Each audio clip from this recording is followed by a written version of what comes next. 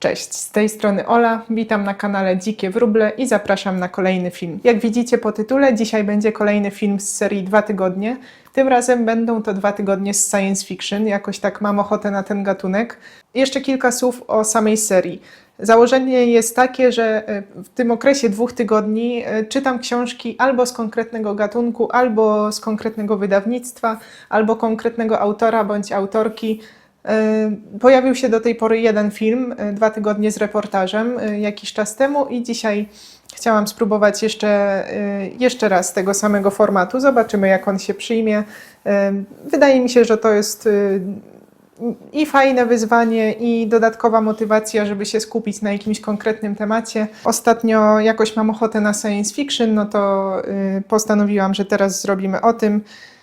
Zobaczymy, jak to się dalej potoczy. Na razie jest drugi odcinek, więc traktujmy to z dystansem. Dzisiaj jest sobota 28 marca, więc wyzwanie kończy się 11 kwietnia. Zaplanowałam sobie 6 książek. To jest nierealne dla mnie, żebym ja przeczytała wszystkie te 6 tytułów w 2 tygodnie, ale myślę, że lepiej zaplanować sobie więcej, niż później się zastanawiać, co będę chciała przeczytać. A tak czy siak te książki na jakimś etapie na pewno będę chciała poznać. Tak więc mam 6 tytułów, jedną mam na czytniku, więc nie mam jej tutaj przy sobie. Problem trzech ciał Cixin Liu, jedna z książek na 2026 rok, którą mam zaplanowaną. Motyw inwazji obcych na Ziemię. Anomalia Jeffa Vandermeera, czyli drugi tom z serii The Southern Reach. Anihilację przeczytałam w marcu, więc chcę ten cykl kontynuować. Motyw z tajemniczą strefą X, która jest poddana jakimś kosmicznym, niewyjaśnionym siłom i jest grupa badaczy, która próbuje to rozwikłać. Coś z klasyki, czyli Wojna Światów Herberta Wellsa, również motyw inwazji obcych na Londyn. Inna powieść Wellsa, czyli Wehikuł czasu, to akurat mam z biblioteki. Motyw podróży w czasie, ewolucji, rozważania na temat cywilizacji. Stanisław Lem Solaris, czyli jeden z kultowych autorów klasycznych i tytuł również kultowy, jeśli chodzi o polską fantastykę naukową.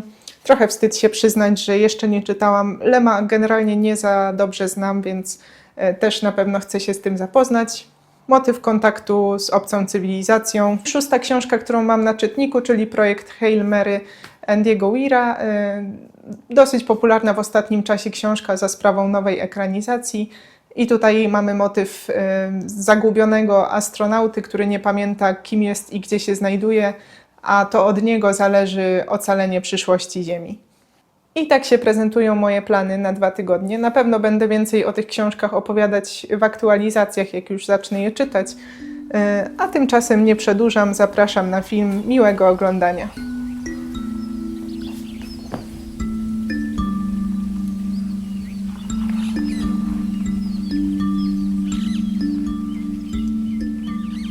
Minęły 2 dni od ostatniego ujęcia, które widzieliście, więc pora na aktualizację. Zaczęłam czytać Wojnę Światów Herberta Wellsa. Trochę się musiałam powstrzymywać, żeby nie przeczytać za dużo do tej aktualizacji, bo jestem już w połowie. I bardzo szybko i sprawnie mi się to czyta i bardzo mi się podoba. Na początek bardzo mnie zaskoczyło to, że ta powieść powstała w 1898 roku. Jakoś nie byłam tego świadoma, że to było aż tak dawno temu, że Herbert Wells w ogóle żył w XIX wieku jeszcze. Poznajemy historię pisarza, autora, nie znamy jego imienia. I w miejscowości, w której on mieszka, czy też w okolicy tej miejscowości spada meteoryt, czy jakiś niezidentyfikowany obiekt przypominający trochę cylinder. Wzbudza on bardzo dużą sensację w lokalnych mediach, w lokalnych gazetach i wśród lokalnych naukowców, badaczy. Dzieje się to w Wielkiej Brytanii, w okolicy Londynu. I ta początkowa fascynacja, czy też sensacja, która wśród ludzi wybuchła i ta ciekawość, i to, że ludzie tam się zbierali grupami przy tych meteorytach, żeby zobaczyć, co to jest, przerodziła się w zbiorową panikę i strach i niepokój, ponieważ okazało się, że ci Marsjanie, ci przybysze są bardzo niebezpieczni i agresywni. Agresywni z tego względu, że przekonali się, że ludzie też potrafią być niebezpieczni i zaczynają oddawać ten atak, przybywa wojsko. i zaczyna się taka mała wojna światów, tak jak w tytule. I wydaje mi się, że tutaj w tej historii już więcej nie ma. To znaczy, jeśli chodzi o ten element naukowy, to głównym takim zagadnieniem jest to, że ci Marsjanie, przybysze, istoty z zewnątrz, spoza Ziemi okazują się być dużo bardziej zaawansowane niż ludzie. I dla nich gatunek ludzki jest trochę tak, jak tutaj w książce jest to często porównywane, no na przykład ludzie kontra zwierzęta albo ludzie kontra bydło, jakiś tutaj określany jako ten gorszy, słabszy, głupszy gatunek.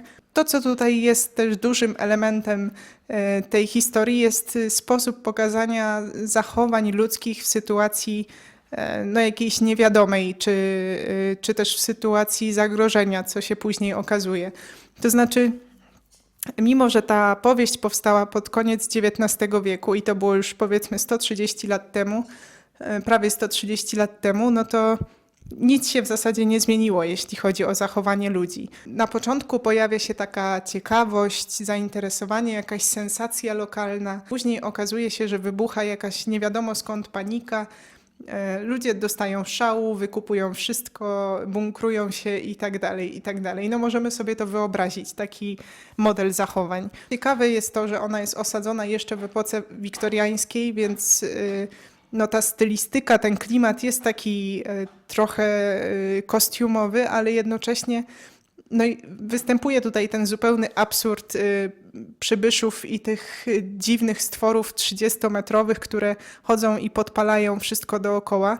Dziś lub jutro ją skończę, więc jeszcze pewnie dopowiem już tak podsumowująco.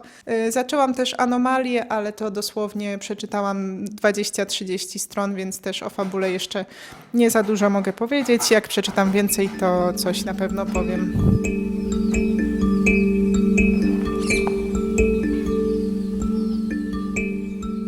Dzisiaj mamy czwartek 2 kwietnia, czyli trochę czasu minęło i zrobiłam całkiem duże postępy. Jestem na dobrej fali czytelniczej, bo tak, skończyłam Wojnę Światów. Skończyłam ją przedwczoraj, czyli we wtorek.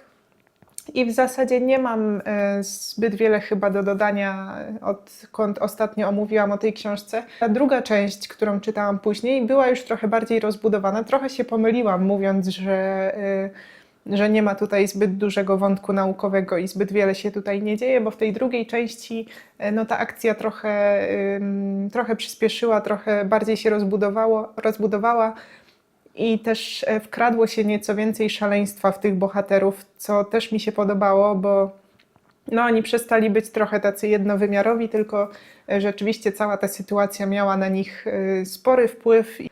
Skończyło się to tak całkiem przewidywalnie, to znaczy no tak dosyć prosto.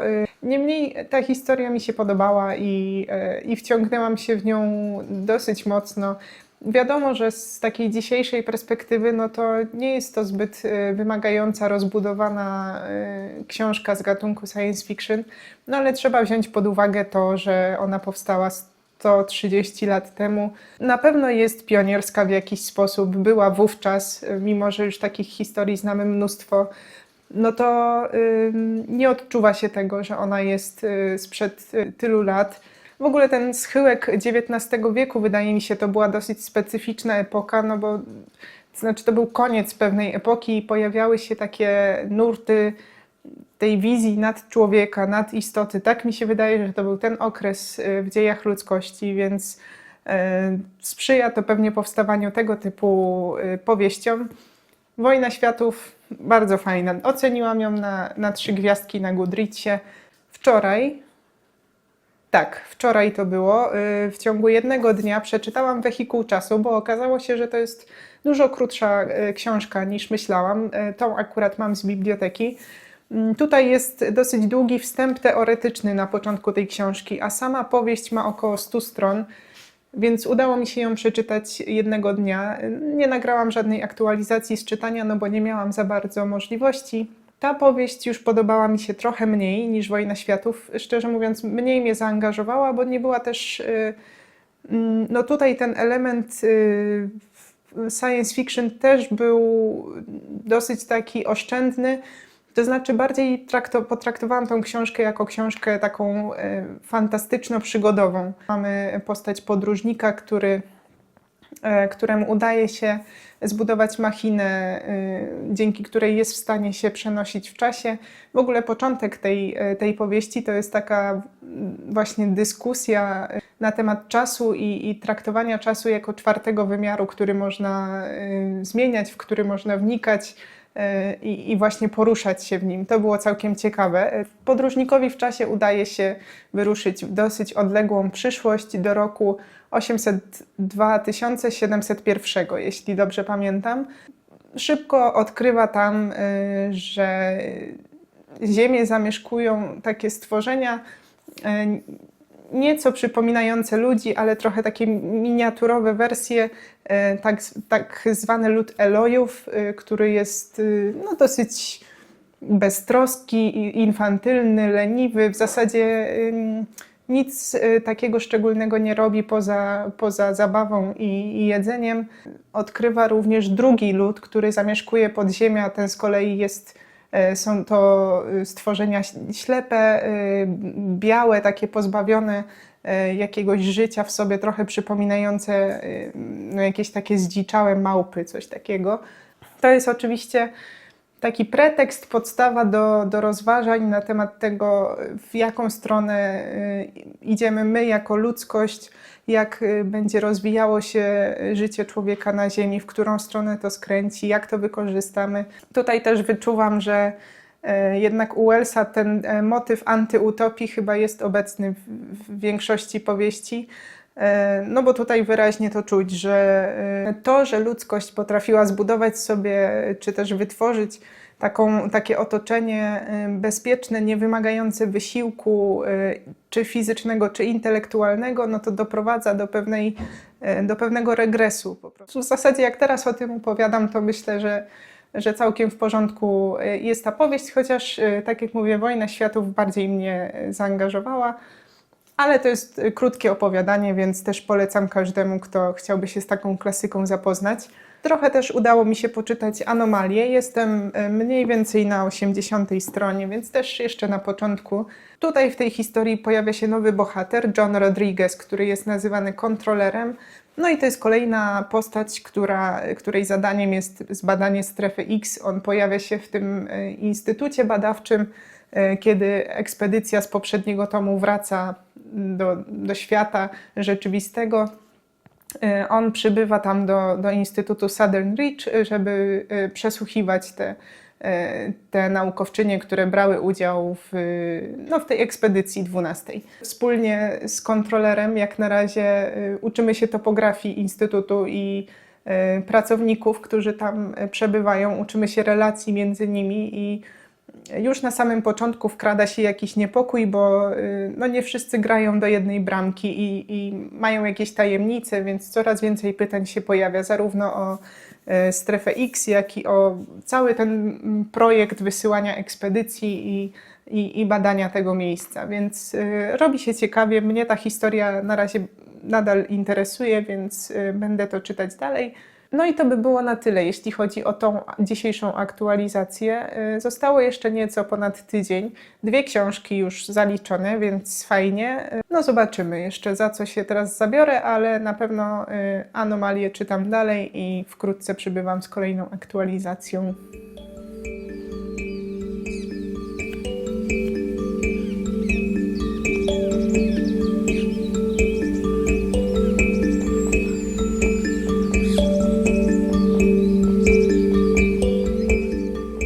Dzisiaj jest poniedziałek, 6 kwietnia. Nagrywałam aktualizację wczoraj, ale to znaczy tak myślałam, że ją nagrywałam, ale chyba nie włączyłam tego przycisku do nagrywania, więc muszę to powtórzyć, ale przychodzę tylko na kilka minut. Byłam wczoraj czytać Solaris Stanisława Lema. Jestem już mniej więcej w połowie. To jest dosyć krótkie opowiadanie, ma niecałe 200 stron. Bardzo mi się podoba i jestem trochę zaskoczona, bo do Lema miałam pewien dystans, którego się nabawiłam czytając jakieś wcześniejsze jego wcześniej czytając jakieś jego opowiadania.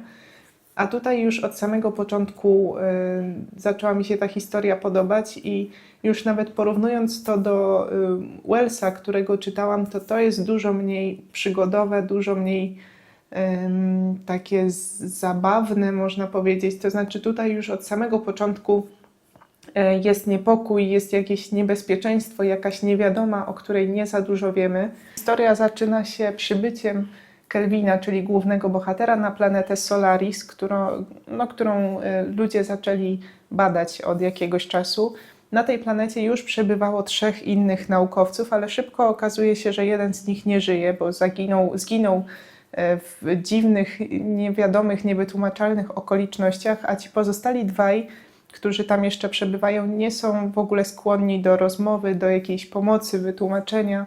Kontakt z nimi jest mocno utrudniony, bo są tak jakby są odcięci od rzeczywistości, nie ma z nimi tego kontaktu. Jestem mniej więcej w połowie i dopiero teraz zaczyna nam się trochę klarować ta sytuacja. Nadal jest to osadzone w mocno takiej paranoicznej, niepokojącej atmosferze, ale super to trzyma w napięciu i na tyle, na ile przeczytałam, moja teoria jest taka, że ocean, który pokrywa tą planetę Solaris, który jest głównym obiektem badań, ci kosmici, czy też te stworzenia kosmiczne, które go zamieszkują, są trochę ucieleśnieniem takich ludzkich przywar, jakichś ludzkich wad, czym człowiek tak naprawdę jest podskórnie. I tu jest taki ciekawy wątek tego, że wyruszając w kosmos, ludzie oczekują, że spotkają coś podobnego nam albo coś gorszego od nas, czy coś stworzonego na nasze podobieństwo. I mamy siebie za takich lepszych w tej sytuacji i szukamy może też czegoś, co nam podniesie trochę ego, a tymczasem kosmos się z nas trochę naigrywa i pokazuje nam te nasze ukryte słabości i wady i to, że człowiek jako rasa w ogóle nie jest taki świetny, jakby mógł o sobie myśleć. Taką mam teorię, zobaczymy, czy ona się sprawdzi. Biorę się teraz za czytanie, pada deszcz, mam kawę, więc zapowiada się dobry dzień. Skończyłam Solaris. Dzisiaj jest wtorek, 7 kwietnia, chociaż skończyłam ją wczoraj w nocy, w poniedziałek w nocy. I jest to moja 3. książka, którą przeczytałam w ramach tego wyzwania i kolejna świetna książka, którą przeczytałam w ramach tego wyzwania, również z klasyki gatunku science fiction. Nie będę zdradzać na pewno dużo więcej fabuły niż dotychczas powiedziałam, bo to trzeba samemu przeczytać. Delikatnie się pomyliłam w tej mojej teorii, o której mówiłam parę minut temu, w tej poprzedniej aktualizacji, ale nie aż tak, bo moim zdaniem nadal to jest trochę to, o czym mówiłam, to znaczy te poszukiwania człowieka i to, z jakimi motywacjami człowiek tam wyrusza w kosmos i bada kosmos i czego szuka w kosmosie, to tutaj trochę odbija się to w krzywym zwierciadle, bo na dłuższą metę jest ten człowiek, czy też ci badacze, te postacie są wystawione na bardzo dużą psychiczną próbę, której nie są w stanie podołać i widzimy właśnie tą bezradność i kruchość ludzkiej psychiki, która tutaj w ziemskich warunkach może nam się wydawać niezniszczalna, czy też taka pojętna, zrozumiana, a kosmos to testuje, głównie ta planeta Solaris to testuje i może robi to trochę nieświadomie, może świadomie. To właśnie na tym polega cały ten paradoks tego braku kontaktu, mimo że ten kontakt, że te próby nawiązania go były. Przesunęłam się trochę, bo słońce wyszło i pojawiło się trochę światła, więc korzystam. Świetnie, moim zdaniem, ta powieść operuje na pograniczu 2 światów, to znaczy tego pierwszego świata, który jest znany, zrozumiany, opisany, pojęty, a tego, którego nikt nie zna, nikt nie jest w stanie zrozumieć i on się nie daje też poznać. Trochę nie da się go zbadać w żaden znany człowiekowi sposób. I one się tak ze sobą mieszają i wystawiają właśnie na próbę zarówno czytelnika, jak i bohaterów, którzy po jakimś czasie odchodzą od zmysłów w tym obcym świecie. Naprawdę to była bardzo dobra historia i cieszę się, że trochę mi odczarowała w ogóle prozę Lema. Ja nie mam zbyt dużego doświadczenia z tym autorem, ale miałam pewien dystans, który tutaj się przełamał i teraz jestem bardzo ciekawa pozostałych jego powieści, chociaż to jest chyba najbardziej popularna, uznana z tych, które stworzył, no ale na pewno sięgnę jeszcze po coś innego. Anomalii nie ruszałam w ogóle przez ostatnie dni, bo wciągnęło mnie Solaris, bardziej mnie zaangażowało, ale na pewno teraz wrócę do tego i chyba zacznę jeszcze projekt Hail Mary, mam to na czytniku. Biorę się dalej za czytanie.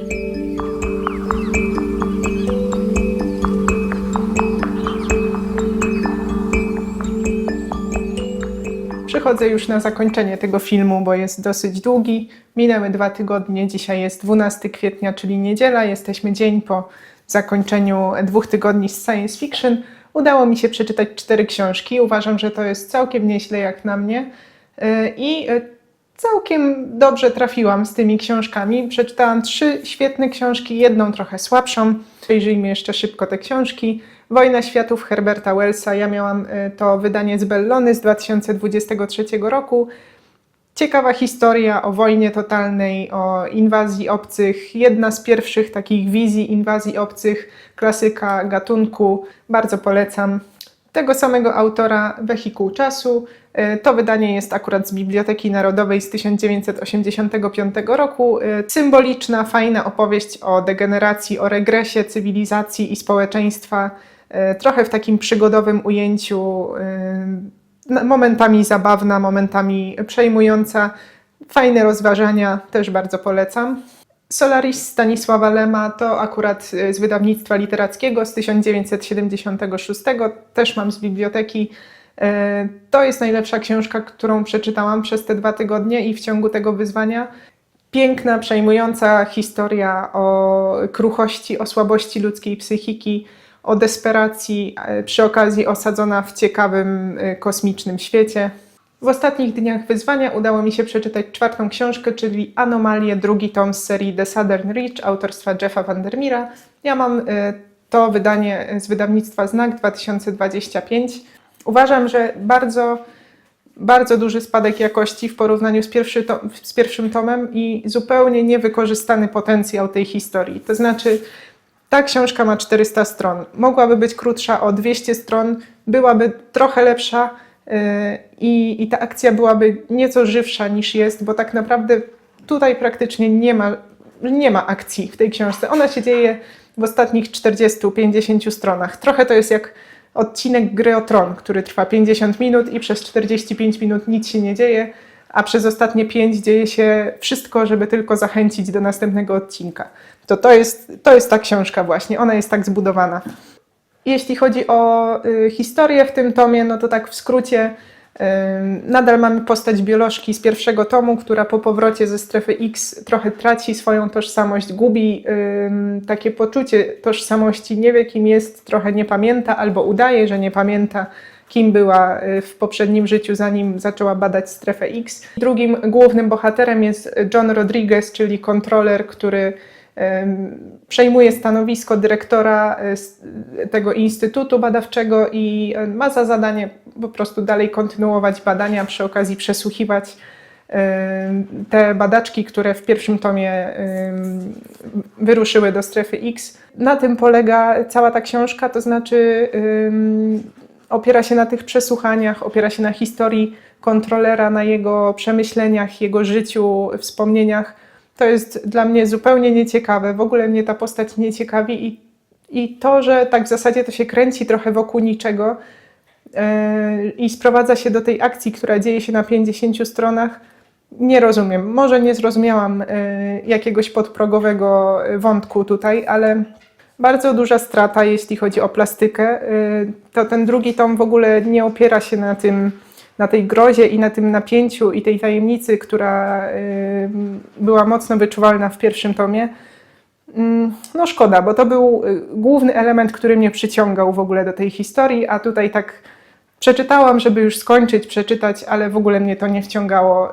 Zaczęłam też czytać projekt Hail Mary, jak mówiłam ostatnio. Trochę poszłam do przodu, bo jestem na około 13%. Przez kwiecień będę sobie to tak powoli czytać, bo trochę się nasyciłam już tym klimatem i tym gatunkiem, więc chcę też się zabrać za coś innego. Ale całościowo uważam to wyzwanie za całkiem udane. 4 książki to jest bardzo dobry wynik no i cieszę się, jestem zadowolona, chociaż ten film wyszedł trochę chaotyczny, ale jeśli tu jesteście, to dziękuję za oglądanie i widzimy się już wkrótce w następnym filmie. Trzymajcie się, cześć!